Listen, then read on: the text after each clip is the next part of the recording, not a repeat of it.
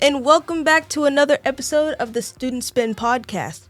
We're here for hopefully a very fun episode. We're here for May the 4th, and I'm here with... Janine Johnson. Now, I'm not very much of a Star Wars extraordinaire, so I tried to bring in an expert. I am an old school Star Wars geek from 40 years ago. All right, so I came with some very baseline questions, and I was hoping that maybe you came with some of your own. Okay. I didn't come with questions, but I have thoughts that we can share. I did hear that you had some hot takes. I got you a hot take. Games versus the movies. What do you prefer? Okay, well, I'm much older than maybe your typical audience member. So I grew up with the movies first, and video games came much later. So I tend to gravitate towards the movies as opposed to the games. The first Star Wars game I think I ever played would have been on like the 1985 or 1986 Nintendo. And then, so you have to realize 85 and 86 was many years after the first trilogy was done. The first trilogy concluded in 1983. So the movies came first. So for me, because that's what I was exposed to first, that's where I tend to gravitate. I have to admit that I have seen the movies, but I couldn't name them off the top of my head. I'm more of a gamer myself. I loved the Jedi series, and I can't wait for the next game. I've played a handful of games, but I'd also say I'm probably not the enthusiast. I've played Battlefront and Battlefront 2 on the PC. Those are pretty old, though, at this point. And like I said, the very first Star Wars game was Star Wars on the Nintendo Entertainment System from like 85 or 86. I actually played that one all the way to completion. It loosely follows the movie plot line from the very first movie, A New Hope, and you basically have to rescue the princess and blow up the Death Star. And I spent so many hours playing that thing till I got it to a conclusion. But I played that one all the way to the end. That is dedication. By the way, Disney, please don't sue us. We don't claim the lightsaber. You know, we like them.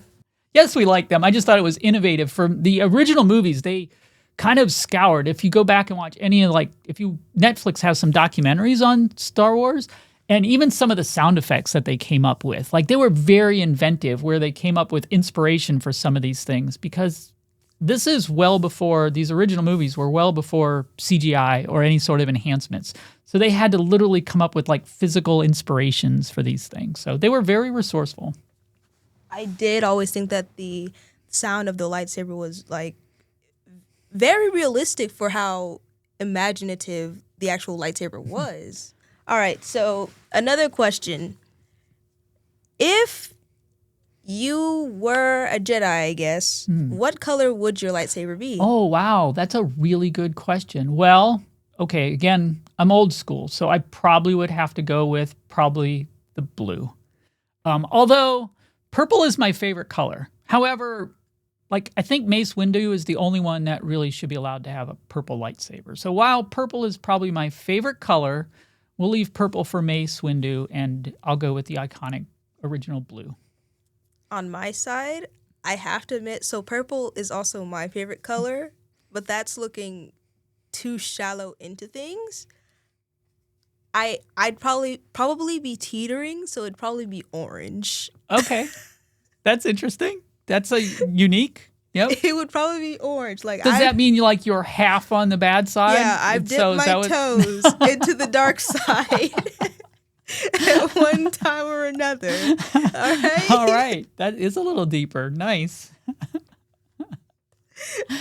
All right. So you said that you had some hot takes. Oh, sure. Okay, Disney, don't sue us. Now, everyone that's listening, you have to realize, again, I'm from an older generation. I grew up with Star Wars. And when Disney bought Lucasfilm and they were going to put new movies out, the older generation really wanted to see sort of what happened to Luke, Han, and Leia, right? 30 years after they overthrew the Emperor, what are they doing? How are they getting along? What's going on in the universe? And we didn't get that. And I actually think Disney was actually following a well-developed script that they follow when they did these movies. One thing Disney is really good at is taking existing content, existing stories that are good stories, and repackaging them over time for the new generation. They've redone Beauty and the Beast several times. Mm-hmm. They've redone Lion King several times. Aladdin, right? They keep taking great stories and retelling them in a more contemporary way for a new generation. Right. What they did with that first movie, The Force Awakens, I think was on purpose. They took The New Hope, the very first Star Wars movie, and they repackaged it for a new generation with a female heroine, but the basic plot line was the same. Older Star Wars fans like me were very upset at that. But I think they were running a well-known playbook. They had done this many times before. You take a successful commodity with a good story and you just update the story. And that's all they really did. And I think they underestimated sort of the older audience and what their reaction might be to that. Because they have a lot of older fans. There's not a lot of young fans or older fans following Lion King into their 30s, 40s, and 50s.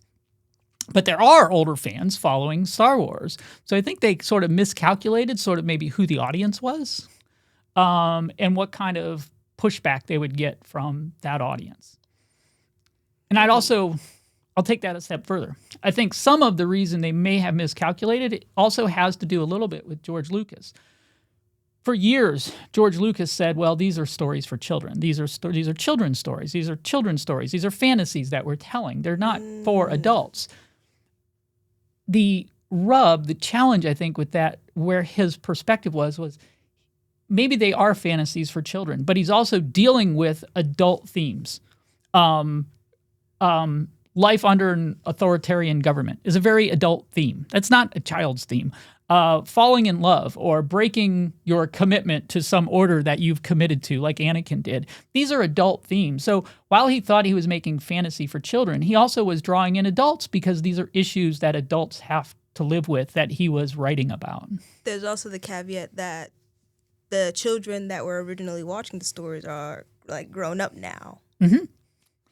Yep, we have grown up and we stayed interested in the storylines, especially because like a lot of these storylines resonate with adults. And so while it is fantasy, and it is kind of a children's story with spaceships and lightsabers and being able to move objects with your hands, they also deal with very important adult topics, which is why I think you stay interested. Again, I'm sure there's a few adult fans of Lion King, but I don't know that it has the same type of following with something where you're actually dealing with the rise to power of an authoritarian regime and how do you rebel and overthrow that regime. It's not exactly a child's theme. There's one more question, and I feel like it's the most important one. If you lived in the Star Wars universe and you were able to choose, would you be Force sensitive? So would you want to be able to use the Force? Oh, you mean I get to choose? Yeah. Think about if you were I don't know if you know what isekai is. No? No? No, explain it to me. All right, so basically you die by some unfortunate means, and then you get to be reborn into another world. Oh, okay. Okay. So think about that, and you get to choose to be Force sensitive. Would you be reborn into the Star Wars world and be Force sensitive, or would you just be a regular person? Oh, wow. So if I'm Force sensitive, am I recruited and trained and isolated from my family, or do I get to live my life? Because that makes a difference. It does make a difference, but I think your life is still going to be the same. Okay. Well, okay, here's what I will say. If I was able to choose, I probably would choose, because who wouldn't want to be able to move objects with their hands? However, I also kind of view those characters as something like superheroes, almost sort of on the same order of Superman, someone with superhuman abilities. And I honestly don't I don't view myself that way. I'm not a superhero. I'm not the one that comes in and saves the day. So if I had to choose, my answer would be yes. However, if I just existed in that universe, I would say I probably would not be force sensitive because those are superheroes. Those are superhuman people with superhuman abilities, and I just don't see myself in that vein. So when I played Jedi Survivor and Jedi Fallen Order, you play as Cal Kestis and you see the fall of like the Jedis. I'm gonna say that. And that just made me think, yeah, I would never want to ever be force sensitive. They were keeping the entire solar system safe. And then the dark side was like, yeah, run your pockets, run your life. We want all of it. And they could do nothing to stop it because it came from the inside. Gotcha. Oh, that's interesting. And then like they were force sensitive children, like on a cube with information. Oh. That they had to go find. Yeah. Oh, no, now I got to go check out that game. Not. Now I have to definitely go check out that game. I could not be one of those children. Absolutely not. Like the dark side is seething at that. Like they're salivating at that information because it's like, oh, that's more soldiers. That's more Sith for me. Absolutely not, because the training that they've been through, only one Jedi from the entire game made it through.